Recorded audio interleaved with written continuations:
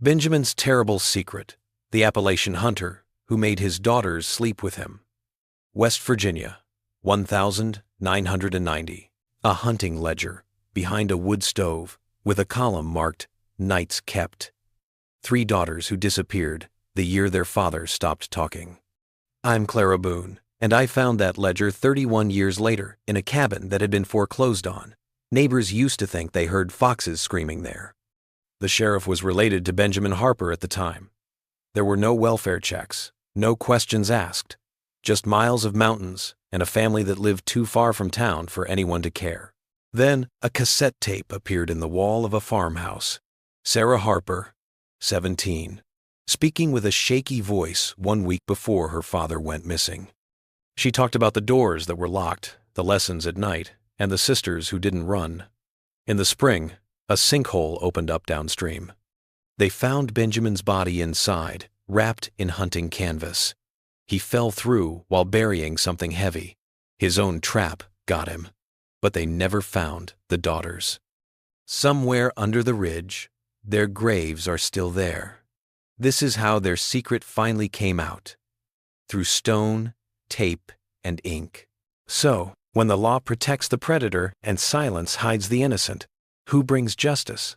And does the mountain always remember what people choose to forget? If you're listening from halfway around the world, or right here in these hills, leave a comment with your location and the time. Sign up to keep these voices alive, and make sure that predators are never forgotten. In 2021, winter came early to Tucker County, the kind that freezes the ridges and makes the county roads feel like they belong to another time. Marcus Webb had been a deputy in the sheriff's department for 6 years, which was long enough for him to know that foreclosure calls in the backcountry meant mold, mice, and maybe a mattress that someone had dragged outside and left to rot. The Harper cabin was 9 miles up a logging road that hadn't been maintained since the 1990 seconds. It was in a hollow where the pines grew so thick that noon looked like dusk. After years of unpaid taxes, the bank finally took it. Marcus drew the short straw to count what was left before they bulldozed it in the spring. He drove up in his cruiser just after 10 in the morning. His boots made a crunching sound on the frozen ground, and the air was so cold that it hurt to breathe. The cabin itself was small, maybe 600 square feet, and the porch was sagging and the windows were so dirty they looked like they had been painted black. Marcus had lived in these mountains his whole life. He knew of a dozen places just like this one where men lived and died alone, and no one found them until the smell reached the nearest neighbor. But this one was different. It was so quiet that it felt like the woods were holding their breath. He used a crowbar to pry open the front door, which made a loud crack that echoed through the hollow. Then he walked inside. The smell hit him first. It wasn't death, but the musty rot of abandonment, of years and years without fresh air or sunlight. There wasn't much in the main room. There was a wooden table with 3 chairs, one of which was small enough for a child. In the corner was a cast-iron stove with a pipe that was rusted through. There were shelves full of mason jars, most of which were empty, but a few still had what looked like preserves that had gone bad. Marcus took out his phone to take pictures for the report. The beam of his flashlight cut through the dark, and that's when he saw the strange color on the floor near the stove. The boards there were cleaner than the others, as if someone had pulled them up and put them back down again not too long ago, maybe 10 years ago or less. Marcus got down on his knees, put his fingers in the space, and pulled one free. There was a metal lockbox under the oil-stained cloth. It was about the size of a shoebox and had rust on it, but it was still in good shape.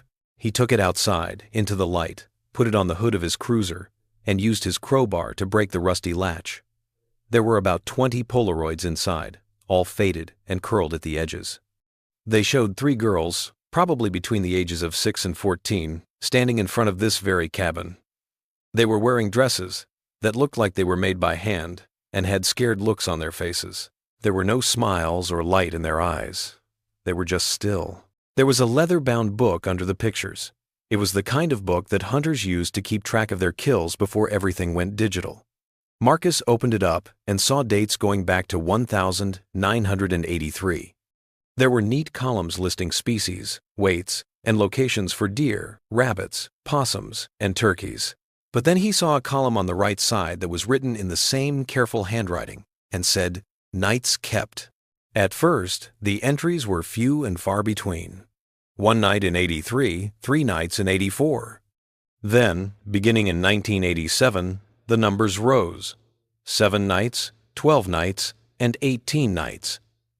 There were names next to those entries in the species column: Sarah, Ruth, and Mary. Marcus's stomach turned. He turned over and over, watching the pattern repeat year after year. The numbers got bigger, and the spaces between entries got smaller, until 1990, when the entries stopped completely. Mary, winter taken, cabin cleared, was the last line. There was no date or signature, just those 5 words in ink that had faded to brown. Marcus sat on the hood of his cruiser, the wind cutting through his coat, and the ledger open in his hands. He tried to figure out what he was looking at. Everyone in Tucker County, over 40, knew the name Harper. People called Benjamin Harper when they wanted a sure way to get an elk or bear trophy. He was a hunting guide and a loner who knew the backcountry better than anyone else. He disappeared in 1990 after what people said was a fall on the mountain, but no body was ever found. Marcus was a kid back then, too young to remember the details, but he did remember the talk. How Benjamin's wife died young, how he raised 3 daughters out here by himself, and how one winter they all just disappeared. Nobody asked questions, because mountain families sometimes just packed up and left without saying anything. Marcus closed the ledger, put it back in the box with the pictures, and put everything in the trunk of his cruiser. He didn't run over the cabin with a bulldozer. He didn't send in a regular foreclosure report. Instead, he went straight to the Parsons County Archives, a small brick building that smelled like old paper and heating oil, and asked to see Clara Boone. Clara wasn't a police officer, a detective, or a social worker. She didn't have a badge. She was in her late 50s, had gray hair pulled back in a bun, and wore glasses on a chain around her neck. She looked like a librarian, but talked like a prosecutor. She hosted a show called Mountain Justice once a week. On the show, she read old police reports and land records about cold cases and crimes that had been forgotten. Her voice was so calm and steady that even the worst stories felt bearable. 10 years ago, she lost her job at the regional paper when the money ran out. But she kept digging on her own time and asking questions that no one else wanted to ask. Marcus had heard her show a few times and liked how she never made suffering into entertainment or sensationalized it. Clara was the only person who could make sense of what he had found. She met him in the reading room of the archives, where there was a long table with fluorescent lights. Marcus put the lockbox between them. When Clara opened it, she didn't say anything. She looked at each picture without changing her face, then picked up the ledger and read it page by page, her finger following the columns. After she finished the last entry, she stopped, looked up at Marcus, and asked, "These girls never left the mountain, did they?" Marcus shook his head. Clara closed the ledger, put it down carefully, and took out a notebook. "Tell me everything you know about Benjamin Harper," she said. And Marcus did. He told her about the hunting guide, the hermit, the man who could find his way home in the dark and track a deer through a snowstorm. He told her about the rumors that people whispered but never told the police. These rumors said that there were screams at night that neighbors blamed on foxes, that Benjamin never let anyone visit, and that the girls stopped going to school after their mother died. Clara wrote everything down neatly, then looked at Marcus and said, "I'm going to find out what happened to Sarah, Ruth, and Mary Harper, and I'm going to make sure everyone knows their names." It all began with a rusty lockbox, a ledger with columns that told a story no one wanted to read, and a woman who wouldn't let silence be the last word. Clara Boone spent the next 3 weeks putting together a picture of the Harper girls from bits and pieces and silence. It was the kind of work that needed both patience and stubbornness. She began with the county school records, which were kept in dusty filing cabinets in the basement of the old elementary school that closed in 2005. Diane, the clerk, who remembered Clara from her days as a newspaper reporter, let her sit at a metal desk with a space heater and go through enrollment cards from the early 1982. Sarah Harper went to school until 4th grade, then stopped in 1984. Ruth got to 3rd grade, but in 1985 she was no longer on the list. Mary never showed up. The same note was next to each withdrawal, written in blue ink that had faded to gray. Homeschool, parent request, no follow-up, no welfare checks. It was as if 3 girls had been erased from the system, as if they had never existed. Clara sat in that basement, the heater ticking next to her, and felt the familiar weight of it. How bureaucracy and indifference worked together to let evil hide in plain sight. She had seen it before. The small choices that led to something terrible. A teacher who didn't push. A clerk who filed the form and moved on. And a system that trusted parents because it was easier than asking hard questions. She copied everything, put it in her canvas bag, and drove to the hollow where the Harper cabin was.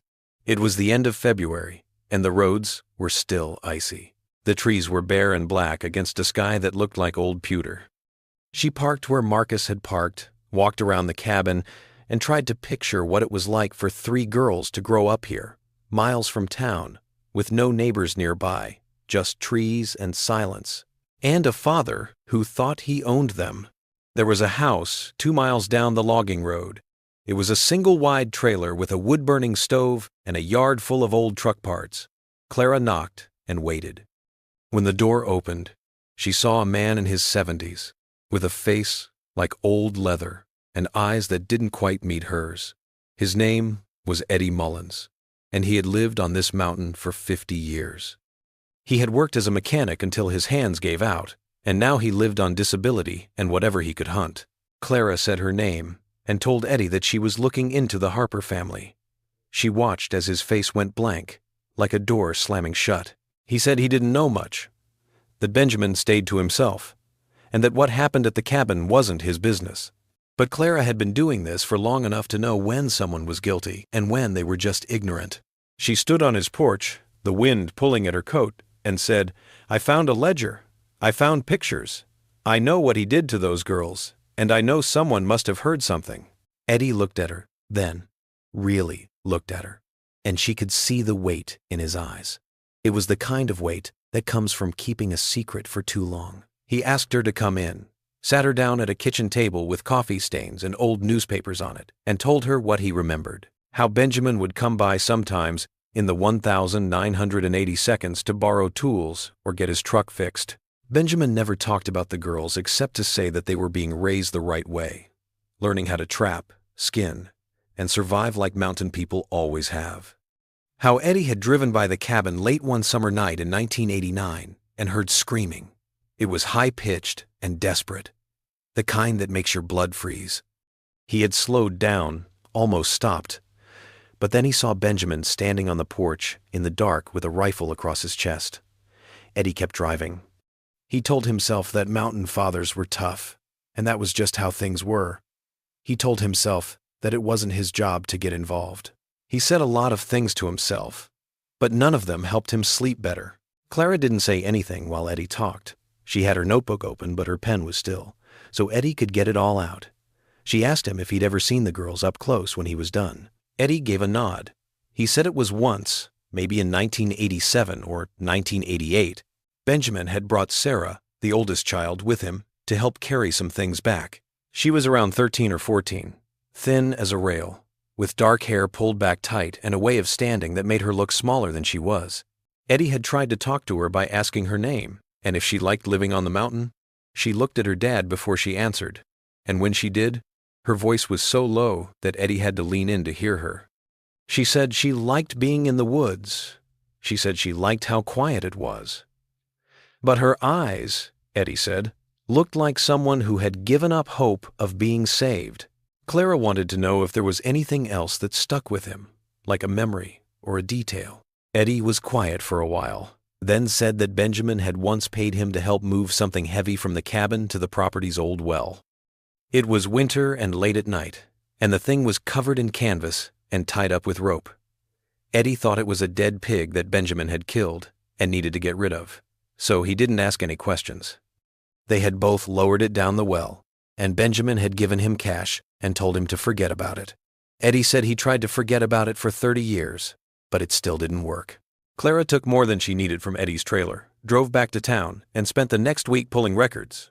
She found the deed to the Harper land and saw that the county had sealed the old well with concrete in 1994 to make sure it was safe when they tried to sell the land.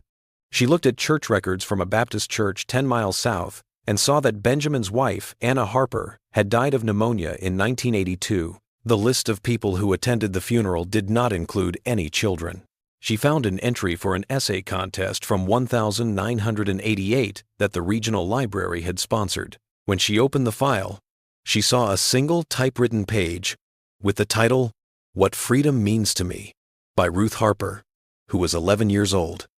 The essay was short, maybe 200 words, and it said that freedom is the feeling of being alone in the woods, with no one watching or telling you when to come back. The handwriting on the entry form was the same as the ledger's margins, with the same careful loops and slanted letters. Clara made a copy, put it in her growing file, and wrote down that Ruth had come in third, but never picked up her ribbon. She went back to the school records, checked the dates against each other, and made a timeline. Sarah was born in 1974, Ruth in 1977, and Mary in 1980. Mary's mother died when she was 2. The girls were homeschooled, alone, and only their father could see them. And then, in 1990, there was nothing. No death certificates, no reports of missing people, and no address to send mail to. A ledger that stopped in the middle of a sentence, and a man who went into the mountain and never came back. Clara sat in her little apartment above the hardware store, surrounded by notes, photos, and files. She felt the same mix of anger and sadness that she always did when she worked. She thought about Sarah, Ruth, and Mary, the childhood they should have had, and the lives they were denied. She thought about the system that let them down, the neighbors who heard and did nothing, and the law that never came. She promised herself that she would tell their names, tell their story, and break the silence that had buried them, no matter how long it took. This was the same promise she made in every case. Clara knew that just having documents wouldn't be enough, not after 30 years, and not without bodies or witnesses who were willing to speak on record.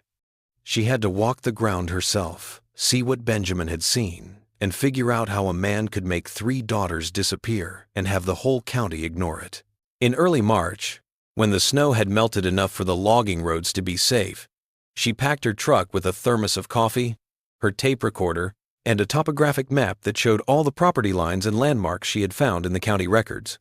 She drove to the Harper cabin at dawn, parked in the clearing, and began walking around the outside with the same careful attention she had learned from years of doing investigations. The cabin was in a natural bowl, with ridges on 3 sides, and only one road leading to and from it. You could see anyone coming from half a mile away from the porch. It was a fortress that looked like it was poor, a place to keep people in check. Clara found the well behind the cabin, about 50 yards into the trees. The property map said it would be there, and it was. It was a round stone building about 4 feet wide, with a concrete cap on the opening that had cracked over time and in the weather. She knelt next to it, ran her fingers along the edges, and tried to picture what Eddie Mullins had helped lower down here in the winter of 1989. Or 1990. The well was at least 30 feet deep, because when she dropped a stone through one of the cracks, the sound of it hitting water came back hollow and far away. Clara sat there for a long time, the morning light filtering through the bare branches, and felt the weight of what this place represented, not just a crime scene, but a tomb that no one had bothered to open. She spent the rest of the day knocking on doors, which were few and far between in this part of the county. Most people didn't want to talk. Either they didn't remember the Harpers, or they remembered too much and had been trying to forget for 30 years. But Clara had a way of acting that made saying no feel like agreeing. She quietly insisted that the truth mattered, no matter how inconvenient it was. By late afternoon, she had a few stories that didn't quite fit together but hinted at a pattern. Judith, who worked at the post office in the 1982nd, remembered Benjamin picking up packages by himself and paying in cash every time.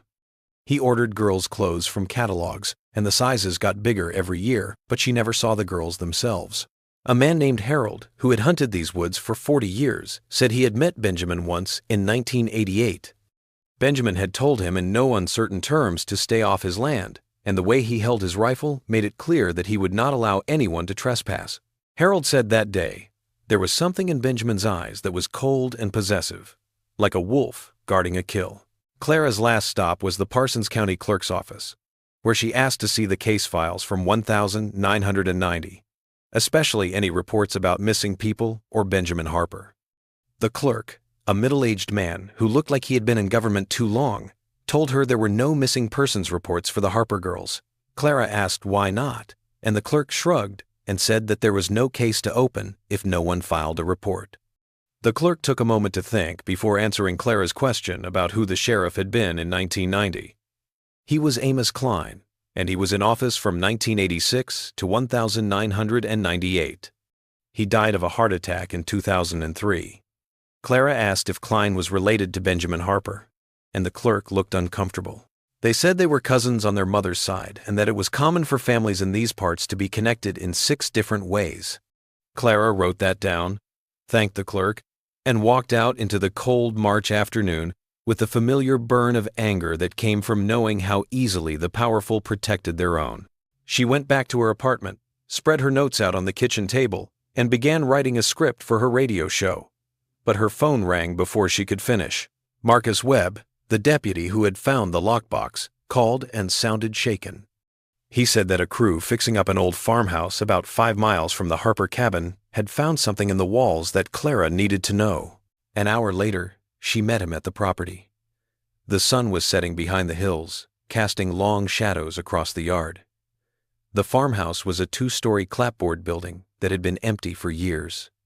A couple from out of state had just bought it and planned to turn it into a vacation rental. They were taking down old plaster in one of the upstairs bedrooms when they found a cassette tape hidden between the studs and wrapped in a plastic grocery bag to keep it dry. The tape had careful handwriting on it that said, "Sarah, confession." He had already listened to it once while sitting in his cruiser with the heater on, and he told Clara he couldn't listen to it again unless someone else was there to see it. They were in Clara's truck with the dome light on when Clara put the tape into an old portable player she used for interviews. The sound quality was bad, full of hiss and static, but the voice that came through was clear, young, shaky, and careful. It began with an introduction, as if the girl was talking to a specific person, like a teacher or a social worker. "My name is Sarah Harper. I'm 17 years old. This is April 12th, 1990. If you're hearing this, it means I got out. Or it means I didn't, and someone found it anyway." There was a long pause, the sound of breathing, and then the story began. Sarah talked about the cabin, how lonely it was, and how their father changed after their mother died.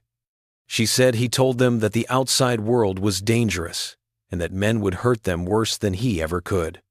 He said that the only way to be safe was to stay with him. She talked about the locked doors at night and how he would come to their rooms and say he was teaching them what they needed to know. He said that this was how families survived in the mountains. She said that when Ruth was 12, she tried to run away once. She got as far as the logging road before Benjamin found her and brought her back. Sarah's voice broke when she said that Ruth was never the same after that. Something inside her went quiet and never woke up again. She talked about Mary, the youngest, who was 6 when it started and didn't know there was any other way to live. Then Sarah said something that made Clara's heart stop. She said she was going to run away that night and had been hiding food and clothes for weeks. She was going to follow the creek south until she reached the highway. She said she couldn't take her sisters because they were too scared. Mary was too young, and Ruth wouldn't leave. And then, right before the tape ended, Benjamin's voice asked what she was doing. There was the sound of a door opening and heavy footsteps. The tape stopped with a loud crack, which could have been the recorder itself breaking, and then there was silence. Clara sat in the truck and looked at Marcus while the tape player played on.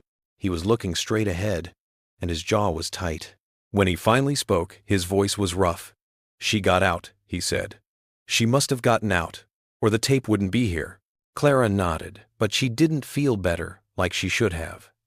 She thought about Ruth and Mary, the 2 girls who didn't run, and what happened to them in the days and weeks after Sarah went missing. She took the tape out, handled it carefully, and told Marcus they needed to get it to someone who could improve the sound and get every detail from those last few seconds. But Clara also knew she had to find out if Sarah Harper was still alive. She needed to know if a woman in her late 40s was living under a different name and carrying the weight of what she'd been through and what she'd left behind. The tape was proof, but it was also a voice from the past, telling someone to finally listen and do something. For the next week, Clara looked for a ghost in records and databases that spanned 3 decades and 4 states. She began with Kentucky, where the tape had been recorded in April 1990. She looked at emergency room admissions, Jane Doe reports, and shelter intake logs from that spring and summer. The work was boring. It involved calling small-town hospitals and police departments and convincing tired clerks to get files out of storage. But Clara had learned a long time ago that being persistent was more important than being smart in this kind of investigation. On the 5th day, she found what she was looking for in a hospital record from Ashland, Kentucky, dated April 19th, 1990. It was about a Jane Doe who was about 17 years old and had been treated for exposure, malnutrition, and a broken left wrist. The attending physician's notes said that she didn't answer questions about who she was or how she got hurt. The hospital kept her for 72 hours before sending her to a women's shelter when no family came forward. Clara called the shelter, which had closed in 2008, but she was able to find the woman who ran it, a retired social worker named Denise Carter, who now lived in Lexington. Denise remembered the girl. She had been there for 6 weeks and hardly spoke. Most of the time, she read donated books in the corner of the common room. She said the girl had a crescent-shaped scar on her right forearm that looked like it had been made by a knife or broken glass. She said she had eventually given her a name, Sarah Mitchell, but Denise thought it wasn't real. Denise never heard from the girl again after she left in early June with a bus ticket to Cincinnati and $50 in cash. Clara wanted to know if there were any records, pictures, or anything else that could help her find her now. Denise said that the shelter didn't keep a lot of paperwork, mostly to keep the women safe. However, she thought she might have a group photo from a 4th of July cookout in '90 if Clara wanted to come up and look through her old albums. The next morning, Clara drove for 4 hours on winding mountain roads and then on the flat stretch of interstate that led to Lexington. Denise lived in a small brick ranch with a garden in front and a lot of comfortable clutter that came from taking care of people for a long time. She took out 3 photo albums, sat Clara down at the dining room table with tea and cookies, and told her about the summer of 1990. The pictures were casual snapshots, taken with a disposable camera. They showed women of all ages sitting on porches or around picnic tables. In the 3rd album, Clara found her, a thin girl with dark hair, tied back in a ponytail, standing at the edge of a group with her arms crossed over her chest. She looked cautious, but not quite scared. Her forearm had a scar on it that was a pale crescent against her tanned skin. Denise pointed to the picture and said, "That's Sarah," or whatever her real name was. She never smiled the whole time she was with us, but she was polite and always cleaned up after herself. I got the feeling that someone had taught her how to be invisible. Clara asked if she could borrow the picture to make a digital copy, and Denise said yes. She said she hoped it would help, and that she had thought about that girl a lot over the years and wondered if she had made it. Clara drove back to West Virginia with the picture next to her on the seat. When she got home, she scanned it and sent it to a detective at the state police who owed her a favor from a story she had helped break 5 years earlier. The detective used facial recognition software to compare the picture to driver's license photos and employment records. 3 days later, he called Clara with a name, Sarah Mitchell, now Sarah Brennan, 47 years old, living in Columbus, Ohio, and working as a librarian at a community college. No criminal record, no marriage license, no kids, just a quiet life that made it seem like the person had decided that the best way to stay alive was to never be seen. Clara thought about that information for a long time, deciding whether or not to reach out and whether or not opening this door would help or hurt. She thought about what Sarah had already been through, how brave it had been for her to run away, and how guilty she must have felt for leaving her sisters behind. Clara finally decided that Sarah should know that someone had finally listened to her tape, that the silence had been broken, and that her story was important. She wrote a careful and polite letter explaining who she was and what she had found. She put it in the mail to the Columbus address with a return envelope and her phone number. Clara had almost given up hope after 2 weeks with no answer when her phone rang late on a Thursday night. Clara knew the voice on the other end of the line from the tape. Sarah said she got the letter, read it 10 times, and didn't know if she could talk about what happened, but she needed to know if her sisters had been found,